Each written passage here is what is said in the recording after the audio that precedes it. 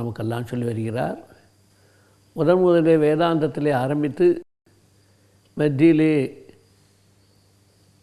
கர்மயோகம், பக்தி யோகம், எல்லா யோகங்களையும் சொல்லி மனுஷன் சாப்பிட வேண்டிய விஷயம் முதல் சொல்லி சாத்வீகமான ஆகாரம் சாப்பிட வேண்டும், ராஜசமத்திய தாமசாகாரம் சாப்பிடக்கூடாது என்றெல்லாம் சொல்லி பலவிதமான உபதேசங்களெல்லாம் நமக்கு மனித வாழ்க்கைக்கு தேவையுள்ள உபதேசங்களெல்லாம் சொல்லி கடைசியில் ஆத்மஸ்வரூபத்தை சொல்லி நீ என்னையே சரணமடை, நான் உன்னை காப்பாற்றுகிறேன். இந்த சரணாகதி தத்துவம் இன்றைக்கு எந்த வைஷ்ணவ மதத்தை சொல்கிறார்களோ அந்த வைஷ்ணவ தத்துவத்தை அந்த காலத்திலேயே ஸ்ரீகிருஷ்ண பரமாத்மா மாமேகம் சரணம் விரஜ என்று சொல்லிவிட்டார். என்னே சரணாகதி அடைந்துவிடு, நான் உன்னை சகல துக்கத்திலிருந்தும் காப்பாற்றுகிறேன் என்று சொல்லி அன்றைக்கே சரணாகதி தத்துவத்தை சொல்லிவிட்டார். அதுக்கு பிறகுதான் இவன் புரிந்து கொண்டு கரிஷே வச்சனம் தவ, தாங்கள் என்ன சொல்கிறீர்களோ அதுபடி நான் செய்கிறேன் என்று சொன்னான். இதுவரைக்கும் கேள்வி கேட்டுக்கொண்டிருந்தவன் இந்த சரணாகதி தத்துவம் சொன்ன பிற்பாடு, அவரே சரணாகதி அடைந்த பிற்பாடு, இனி நான் செய்கிறேன் என்ன சொல்லோ அதுபடி செய்கிறேன் என்று இறங்கி வந்தான். பிறகுதான் யுத்தமெல்லாம் நடக்கிறது. ஆக யுத்தம் வேண்டுமா வேண்டாமா என்பது பொழுது இவர்கள் வீட்டுக்கு ஆசைப்பட்டு யுத்தம் செய்யவில்லை, நாட்டுக்கு ஆசைப்பட்டு யுத்தம் செய்யவில்லை, தர்மத்துக்கு ஆசைப்பட்டு யுத்தம் செய்தார்கள்.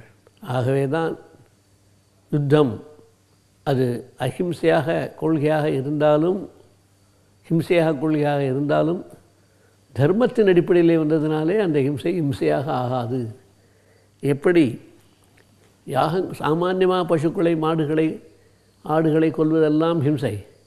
ஆனால் யாகத்தில் கொள்வது, ஆடுகளை கொல்வது, பிராணிகளை கொல்வது எப்படி தப்பு இல்லைன்னு சொல்லுகிறோமோ, ஏனென்றால் வேதத்தை சொல்லியிருக்கிறதுனாலே தப்பு இல்லை என்று இப்படி சொல்லுகிறோமோ, அதுபோல் சாமானியமாக மனிதர்களுக்குள்ளே அடிதடி, சண்டை, கொலை, கொள்ளை எல்லாம் பாவம்தான். ஆனால் சத்திரியருக்கு ஏற்பட்ட தர்மத்தின்படி யுத்தம் செய்வது என்பது அவர்களுக்கெல்லாம் வீர சொர்க்கமே கிடைக்குமே தவிர அவர்களுக்கு கெடுதலே வராது, பாவமே வராது என்கிறது அறநூல்கள், வேத நூல்கள். ஆகவே ஒவ்வொருத்தரும் தன்னுடைய தர்மப்படி கடமைகளை ஒழுங்காக செய்வதே பகவத்கீதையினுடைய முக்கிய உத்தேசம். பிரம்மச்சரியாக போய் என்னென்ன கடமைகளை செய்ய வேண்டும், கிரகஸ்தனாற்பாடு என்னென்ன கடமைகளை செய்ய வேண்டும், வானப்பிரசனாற்பாடு என்னென்ன கடமைகளை செய்ய வேண்டும், சன்னியாசியானற்பாடு என்னென்ன கடமைகளை செய்ய வேண்டும், இல்லறத்திலே எப்படி மனைவி நடந்து கொள்ள வேண்டும், கணவன் நடந்து கொள்ள வேண்டும், குழந்தைகள் நடந்து கொள்ள வேண்டும், இப்படி எல்லா வித தர்மங்களையும் ஸ்வே கர்மணி அபிரதா சம்சித்தியும் லபதே நரஹா, அவரவர்களுக்கு ஏற்பட்ட கர்மாவை, கடமைகளை விடாமல் செய்வதுதான் மோட்ச மார்க்கத்தை வழிவகிக்கூடியது என்றெல்லாம் சொல்கிறார்கள். ஆகினாலே பகவத்கீதையின் முக்கிய உத்தேசம் ஹிம்சை பண்ணுறதுங்கிறது கிடையாது. சத்திரிய தர்ம பிரகாரம் யுத்தம் செய்வது என்பது தப்பல்ல, அது நியாயமானது. அதுதான் பழங்காலம் வரை இருந்தது. இப்போது நடைபெறுவதெல்லாம் இதுதான் அதர்மம். அந்த காலம் நடைபெற்ற சத்திரிய தர்மம் இருந்தது, ராஜாக்கள் இருந்தார்கள். ஆகவே ராஜாக்கள் யுத்தம் போடும்போது அவர்களுக்கு ஹிம்சா தர்மமே இல்லாமல் ஸ்வதர்மமாக அவர்களுக்கு இருந்தது. இப்பொழுது சத்திரியர்கள் யாரும் கிடையாது, எல்லாம் மிலிட்ரி ஜவான்கள் தான், போலீஸ்காரர்கள் தான். நம்மளுக்குள்ளே ஜாதி சண்டைகள், மத சண்டைகள் வருவது தான். இதெல்லாம் பாவமானது. ஆனால் சத்திரிய தர்மப்படி செய்வது எவ்வளோ பேரை கொண்டாலும் கூட அவ்வளோ தோஷமே கிடையாது. ஏனென்றால் பகவானும் 3 காரணத்துக்காக அவதரிக்கிறார். ஒன்று தர்மத்தை வளர்க்க வேண்டும், அதர்மத்தை அழிக்க வேண்டும், பூபார ஹரணாயச்ச, பூலோகத்தில் அதர்மம் செய்வர்கள் நிறைய ஆகிவிட்டால் அவர்களையும் தான் நேராக கொல்லாமல் ஏதோ ஒரு யுத்தம் மூலம், சத்திரியர்கள் மூலமாக யுத்தம் செய்வித்து அவர்கள் மூலம் பூமியுடைய பாரத்தை குறைக்க வேண்டும் என்பதற்காகத்தான் அவர்கள் படி செய்தார்கள். அந்த வகையிலே பார்த்தால் பகவத்கீதை ஹிம்சை கொள்கையை கொண்டது அல்ல, ஸ்வதர்மத்தை கொண்டதாக இருந்து, அஹிம்சா கொள்கையை கொண்டதாக இருந்து,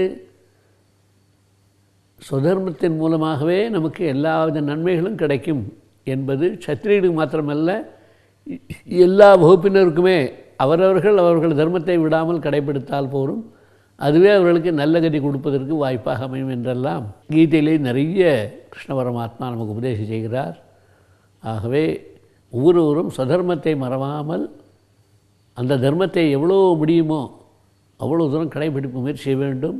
முழுமையாக கடைபிடிக்க முடியாவிட்டால் கூட சொல்பமப்பியஸ்ய தர்மஸ்ய திராயத்தே மகதோ பயாத், கொஞ்சமாவது அதில் சொல்லப்பட்ட கடமைகளை நம்மால் செய்ய முடிஞ்சதை செய்தோமானால் அது பெரிய யமபயத்தை கூட போகக்கூடிய அளவுக்கு ஆகும் என்றெல்லாம் முடிந்தளவாக செய் என்று தர்மத்தை நிஜமாக வலியுறுத்துகிறார் கிருஷ்ண பரமாத்மா.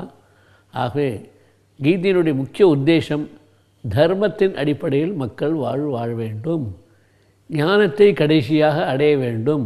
ஞானத்தை அடைவதன் மூலம் இனி பிறவா நிலையை அடைய முடியும்.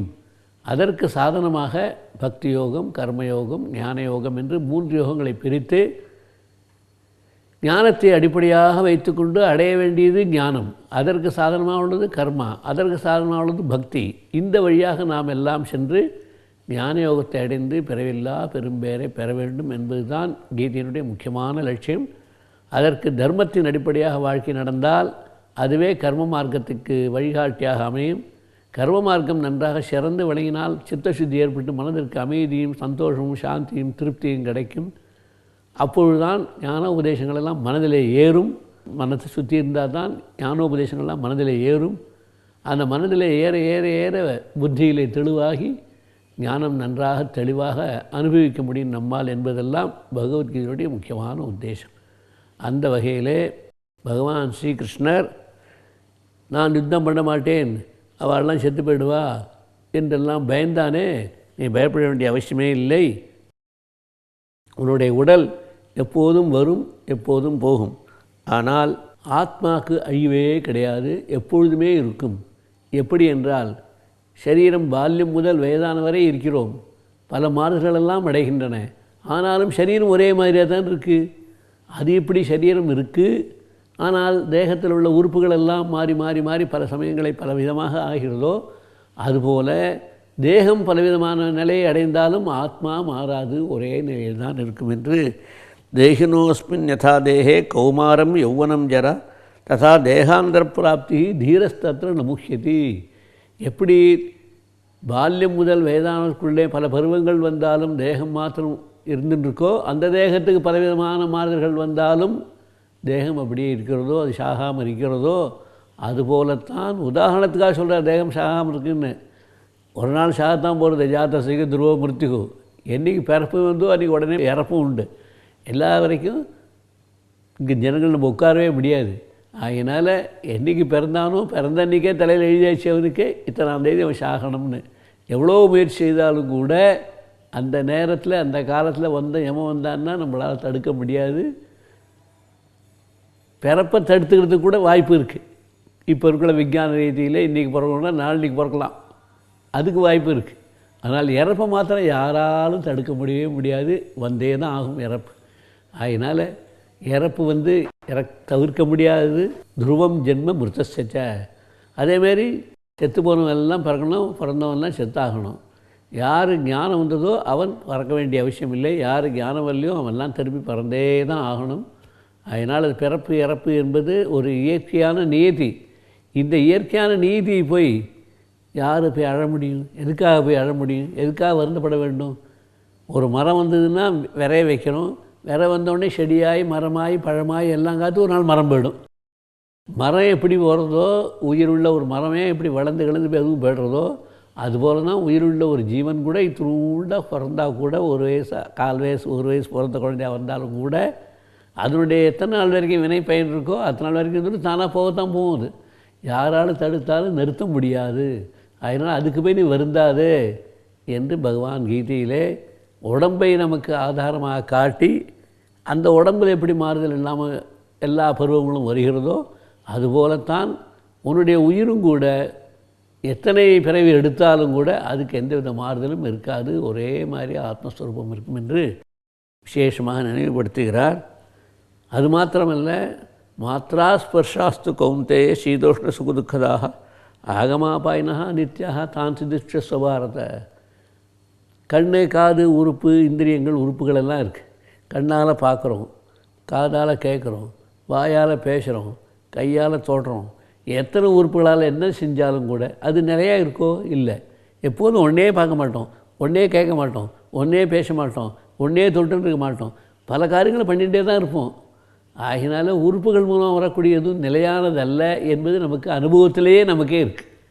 அப்பப்போ மாறி மாறி மாறி மாறி வரதே தவிர நிலையாக ஒன்றும் கிடையவே கிடையாது, நமக்கு நிச்சயமாக அனுபவத்திலே தெரியுது. அப்படி இருக்கும் பொழுது உறுப்புகள் மூலம் வரக்கூடிய என்னென்ன வரும்?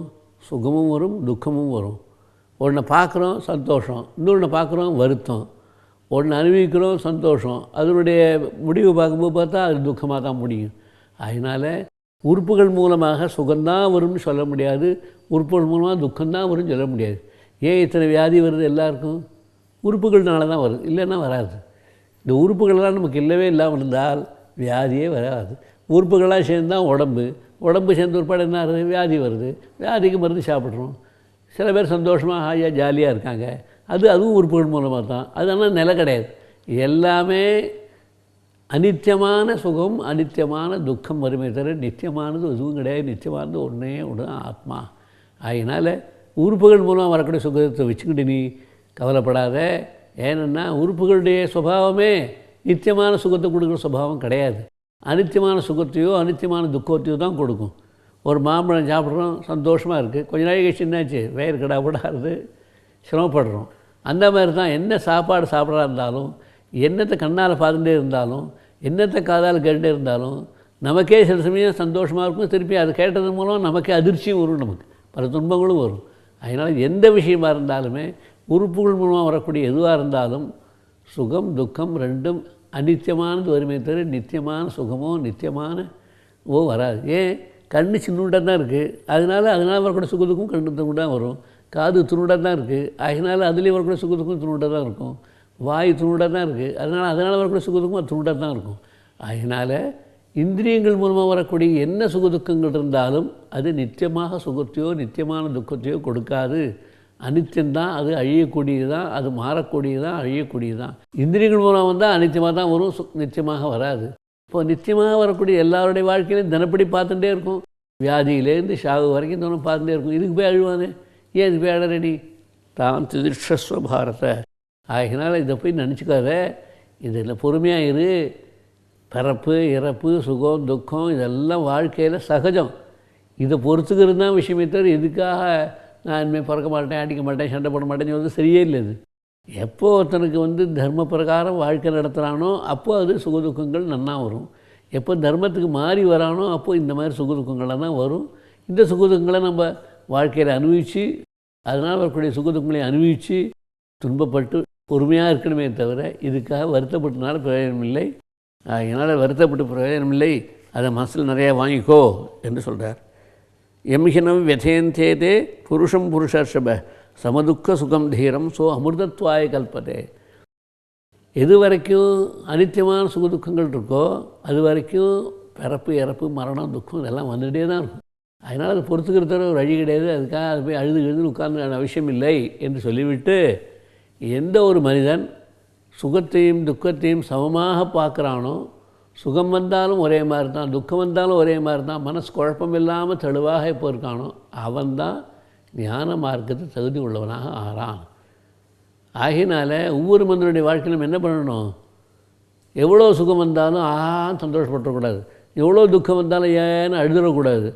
ஏதோ பகவான் கொடுத்துருக்காரு வந்துட்டோம், நம்ம வினை வந்திருக்கு, நம்ம அனுபவிக்கிறோம், அவ்வளோதான். அதுமாதிரி பொறுமையாக இருந்து சுகத்தையும் துக்கத்தையும் சமமாக பார்க்கக்கூடியவன் யாராக இருப்பானே ஆனால் அவன்தான் அமிர்தத்வாய கல்பதே, நல்ல வழி வரத்துக்கு ஞான வழி வரத்துக்கு மோட்ச வழி வரத்துக்கு சமர்த்தனாக ஆகிறான் என்று பகவான் கீதையிலே ரெண்டையும் சமமாக பார்க்க வேண்டும். ஒன்று மேலே ஒன்று அபிமானம் வைத்து ஒன்று மேலே ஒன்று வைத்து துவேஷங்களாம் வைக்காமல், எந்த சுகம் வந்தாலும் ஆகான்னு சொல்லாமல், எந்த துக்கம் வந்தாலும் ஆகான்னு அழாமல், ரெண்டையும் சமமாக ஏதோ வந்தது நம்ம சரீரத்தினுடைய பயன் வினை பயன் நாம் என்ன பண்ண முடியும் என்ற அந்த மனப்பக்குவத்தை அடைந்து யார் ஒருத்தன் வாழ்கிறானோ அவன்தான் சரியான மனிதன் என்று பகவான் கீதையிலே சொல்லுகிறார். ந அசதோ வித்யதே பாவா ந அபாவோ வித்யதே சதா உபயோர்பி திருஷ்டோந்தா அனயோகோ தத்துவதர்ஷிபிகி. சத்து அசத்துன்னு ரெண்டு இருக்குது. சத்து எப்போதுமே 3 காலத்திலே இருக்கக்கூடியதோ அது சத்து. அதுக்கு இல்லைங்கிறது ஒன்று கிடையவே கிடையாது. அதுதான் சத்ஸ்வரூபம், அதுதான் ஆத்மஸ்வரூபம், அதுதான் ஞானஸ்வரூபம். அந்த சத்துக்கு அசத்துங்கிறது கிடையவே கிடையாது. இல்லாத ஒன்று வச்சு தான் அசத்து. இல்லாத வஸ்து என்னது? மயக்கொம்பு, ஆகாச தாமரை, இந்த மாதிரிலாம் எது இருக்கோ அதெல்லாம் அசத்து. அதுக்கு ஒரு நாள் சத்து வரவே வராது. ஆசாசமரி யாராக பார்க்குறாளான்னு பார்க்க முடியாது. முயக்கொம்பு யாராக கொண்ட முடியும்னு முடியாது. அதெல்லாம் அசத்து. சத்தா உள்ளது ஆத்மா ஒன்று தான்.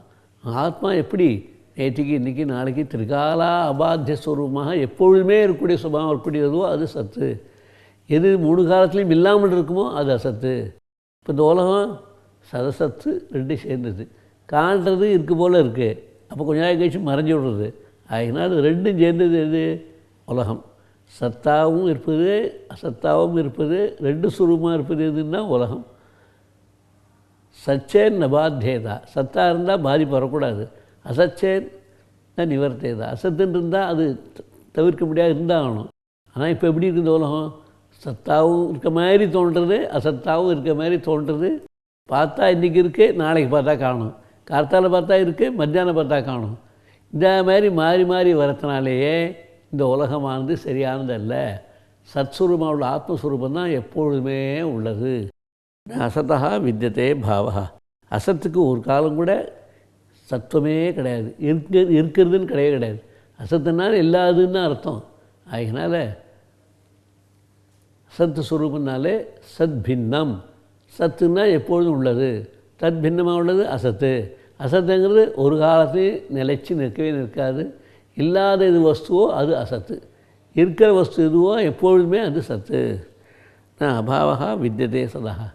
சத்துக்கு இல்லைங்கிறதே கிடையாது. திரிகால அபாத்திய ஸ்வரூபம். 3 காலத்துலேயும் சத்ஸ்வரூபம் சத்ஸ்வரூபம் ஆத்மஸ்வரூபம் ஆத்மஸ்வரூபம் ஆத்மஸ்வரூபம் எப்பொழுதும் ஞானஸ்வரூபம் இருந்துகிட்டே இருக்கும். உபயோர்பி திருஷ்டோ அந்த அனையோகோ தத்துவதர்ஷிமி. இதுதான் ஞானிகளெல்லாம் கண்ட ஒரு உண்மை. ஆகினால சத்துன்னா எப்பொழுதும் இருக்கக்கூடிய வஸ்து, அசத்துன்னா இல்லாது. இந்த உலகம் எப்படி இருக்குது? சத்து மாதிரி தோன்றதே தவிர நிஜமாக சத்தும் இல்லை. அசத்து மாதிரி இருக்கான்னு பார்த்தா சத்து மாதிரி தோன்றுறது, அசத்து மாதிரி தோன்றுறது இல்லாமையும் இருக்குது. சத்து 2ஐயும் காட்டிலும் வித்தியாசமாக இருக்கிறதுனால இது மித்யா அப்படின்னு பேர், பொய்ன்னு பேர். இருந்து கொண்டு இல்லாமல் இருப்பது எதுவோ அது பொய், நிஜமானதல்ல. பேசிகிட்டே இருக்கும் நம்ம நல்ல விஷயங்கள்லாம். அதிலே மத்தியில் சில விஷயம் பொய்யெல்லாம் கலந்துடும். அப்போ அந்த பொய் கலந்து ஒருபாடு என்ன ஆகும்? சத்தாக இருந்தால் இருக்கணும், பொய்யாக இருந்தால் போயிடணும். நம்ம பேச்சிலேயே பொய் கலப்பெல்லாம் கலந்து பேசுகிறோம். இப்போது அதில் என்ன ஆகும்? அந்த மாதிரி தான் இந்த உலகம். இந்த உலகம் சத்து போல தோணும், ஆனால் சத்து அல்ல. அசத்து போல் இருக்குது, ஆனால் சத்து போலையும் காண்றது. அதனால் சத்தும் இல்லை அசத்தும் இல்லாத எதுவோ அதுதான். இப்போ இதுக்கு என்ன பேர்? இந்த உலகத்துக்கு பேர் பிரபஞ்சம்னு பேராக இருந்தாலும் கூட பிரபஞ்சங்கிற சப்தத்துக்கே பிரகிருஷ்டேன அஞ்சீதி பிரபஞ்சா பெருசாக விஸ்தாரமானது போல் நமக்கு தெரியறதே தவிர கடைசியில் விஷயமே இல்லாது தான் இவ்வளோ விஸ்தாரமாகுது. கயத்தை பார்த்து பாம்பு எவ்வளோ விஸ்தாரம் ஆச்சு நமக்கு தோன்றதோ, கயிறு தெரியுறது அப்புறம் பாம்பு தெரியல, பாம்பு தெரியுறது அப்போ கயிறு தெரியல. அப்போ எது நிச்சயம்? கயிறு தான் நிச்சயமே தவிர பாம்பு வந்து போனது நிச்சயம் இல்லை. அதுபோல் தான் இந்த உலகம். ஆதாரமாக உள்ள ஆத்மா இருக்குது, மேலே தோற்றம் எல்லாம் பொய். நிஜத்திலே தான் ஒரு பொய் வர முடியும், நிஜம் இல்லாததுல பொய் ஒன்று வர முடியாது. அதனால் நிஜமான ஆதார வஸ்து ஆத்மா, அதில் பொய்யான இந்த பிரபஞ்சம் தோன்றுறது. எப்படி நிஜமான கிழிஞ்சல்ல பொய்யான ஒரு வெள்ளி தோன்றதோ அதுபோல என்று சொல்லுகிறார்கள். ஆகவே வேதாந்தத்தினுடைய முழு கருத்தும் பகவத்கீதையிலே மிகவும் சுலபமாக தெளிவாக சொல்லப்படுகிறது.